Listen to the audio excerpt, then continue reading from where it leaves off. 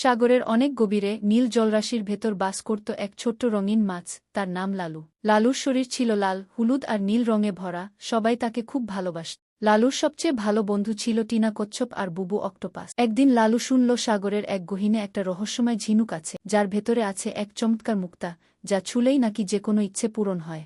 লালু বলল, চলো বন্ধুদের নিয়ে ওই ঝিনুকটা খুঁজে বের করি। তারা 3 বন্ধু একসাথে রওনা দিল। পথে তারা অনেক কিছু দেখল।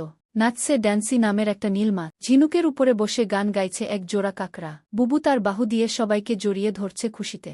অবশেষে তারা এক অন্ধকার গুহার কাছে পৌঁছাল। টিনা বলল, এখানেই আছে রহস্যময় ঝিনুক। তারা ঢুকল গুহায়, আর সত্যিই দেখল একটা জ্বলজ্বলে ঝিনুক, তার ভেতরে একটা বড় মুক্তা। কিন্তু হঠাৎই আসলো ডার্কো নামের এক ভয়ঙ্কর বর্শিং মাছ।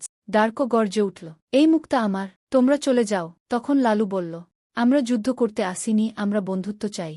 যদি আমাদের একটু সময় দাও, আমরা সবাই মিলে খেলব, আর মুক্তার জাদু সবাই ভাগ করে নেবগু। ডার্কো একটু চুপ করে থাকল, তারপর হেসে বলল, তোমরা ভালো বন্ধু, চল সবাই মিলে খেলি। তারপর সাগরের নিচে শুরু হলো বড় এক উৎসব। সেই মুক্তা থেকে আলো বেরিয়ে সবাইকে আনন্দ আর শান্তি দিল। লালু আর তার বন্ধুরা বুঝল, বন্ধুত্ব আর ভালোবাসা দিয়েই সবচেয়ে বড় রহস্যের জাদু খোলা যায়।